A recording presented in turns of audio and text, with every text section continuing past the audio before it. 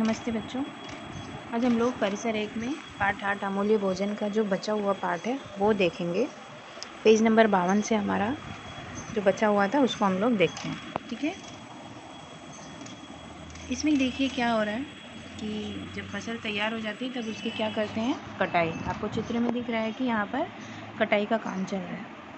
कटाई के बाद उसकी मड़ाई की जाती है। पहले फसलों को काटा जाता है, फिर उसको फसल को दाने और छिलके को अलग किया जाता है। अभी आजकल तो क्या हो गया है कि मशीनें आ गई हैं, तो मशीन में डाल दिया जाता है, तो जिससे क्या होता है कि जो भुट्टे हैं, कोई भी दूसरा अनाज है, उसकी जो फलियां हैं वो एक जगह गिरती हैं, उसके दाने, और जो छिलके हैं वो दूसरी तरफ। लेकिन पहले के टाइम में जब ये नहीं था मशीन वगैरह, तो बैलों की सहायता ली जाती थी। ठीक है, तो ये चीज़ समझाने के लिए माँ ने क्या किया कि जो वर्षा थी उसको हाथ से मूंगफली के छिलके निकालने को बोली, और अर्जुन को बोली कि उनको एक थैली में बांध के दे दी, और उसको बोली लकड़ी से पीटेंगे या फिर उसको पटकेंगे। तो जब दोनों में फ़र्क देखा गया तो हाथ से छीलने में बहुत टाइम लगा, लेकिन जो उसको पटक पटक के फलियाँ निकाली गई तो उसमें क्या होता है, उसमें ज़्यादा फलियों के छिलके निकले हुए दिखाई दिए। तो उसके बाद हम क्या करते हैं, इस तरह से जो ये काम होता है मशीन से वो जल्दी होता है, और बैलों से जो होता था उसमें थोड़ा समय लगता था।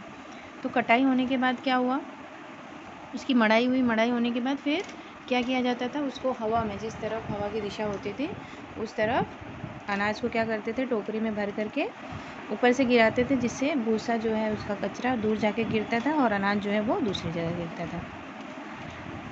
ये देखिए, ये मड़ाई हो रही है। मड़ाई में क्या होता है, ऐसे ही बैल को पहले अनाज पे ऐसे बिखेर देते हैं, और 2 बैलों को ऐसे उसके ऊपर गोल गोल गोल गोल घुमाते रहते हैं खूंटे से बांध करके, जिससे बैल जब अनाज के ऊपर चलते हैं तो क्या होता है, वो सारे जो दाने रहते हैं वो बाहर आ जाते हैं, और उसके बाद में उसको उसाई कर लिया जाता है। ठीक है, और ये काम जो है वो बहुत दिनों तक चलता है। इसमें बहुत कष्ट होता है, जैसे बैलों की सहायता ली जाती है। अभी ये काम क्यों आसान हो गया है, क्योंकि मशीन आने के कारण ये चीज़ें बहुत आसानी से होने लगी। अब जब उसाई हो गया, उसाई के बाद क्या किया जाता है, जो अनाज आता है उसको बोरों में भरा जाता है। बोरों में भरने के बाद उनको कीटों, चूहों आदि से बचाने के लिए भी सावधानी रखनी पड़ती है। उनको क्या किया जाता है, कुछ दवाइयाँ डाली जाती हैं। ठीक है, अब जब किसान लोग जो रहते हैं वो अपने उपयोग के लिए जितना भी अनाज रहता है वो रख लेते हैं, उसके बाद मंडी में ले जा कर के बचा हुआ बेच देते हैं। मंडी में व्यापारी को अनाज बेचते हैं, और तब जा कर के उनको उसके बदले में पैसे मिलते हैं। तो इस तरह से हमारे घर में जब अनाज आता है जो हम दुकान से ख़रीद के लाते हैं, वो इतनी आसानी से नहीं मिलता। उसके लिए बहुत सारा किसान पहले मेहनत करते हैं, तब जा कर के वो हमारे घरों तक पहुंचता है। ये देखिए, पहले होता है जुताई, खेत की ऐसी ट्रैक्टर वगैरह से जुताई की जाती है। फिर रोपाई, मतलब फसल लगाई जाती है। उसके बाद में खाद डालना, उनकी देखभाल करना, पक्षियों से बचाना, इस तरह से अनेक प्रोसेस किए जाते हैं। फिर उनकी कटाई होती है, फिर मैंने क्या बताया, मड़ाई होती है। उसके बाद तब जा कर के हमारी थाली में ये भोजन पहुंचता है। ठीक है,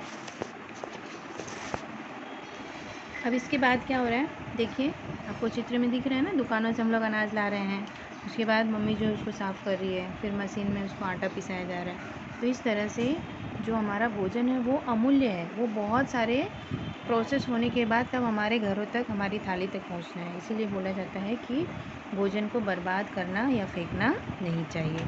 ठीक है, इसी तरह से कुछ लोग जो है वो कमलगट्टा या सिंघाड़ा खाते हैं, तो वो भी क्या होता है, सादे पानी में उगता है। ठीक है, अब उनको भी निकालने, उनको सुखाने और उनको बाद में उपयोग करने में भी बहुत सारा परिश्रम लगता है। बहुत लोग क्या करते हैं, मछलियाँ खाते हैं। जो कोली लोग होते हैं वो लोग मछली पालने का व्यवसाय करते हैं, मछली निकालते हैं, बेचते हैं।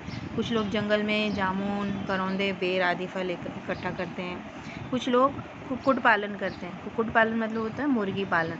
और कुछ लोग पशुपालन, जैसे गाय भैंस, इनको पालने का व्यवसाय करते हैं, उससे फिर दूध बेचते हैं। इस तरह का छोटे छोटे व्यवसाय लोग करते हैं। ठीक है, तो इन सभी व्यवसायों में अपना अलग अलग परिश्रम होता है। सब लोग अलग अलग कम ज़्यादा परिश्रम करते हैं, तब जा कर के हमें खाद्यान्न, खाने की वस्तुएं मिलती हैं।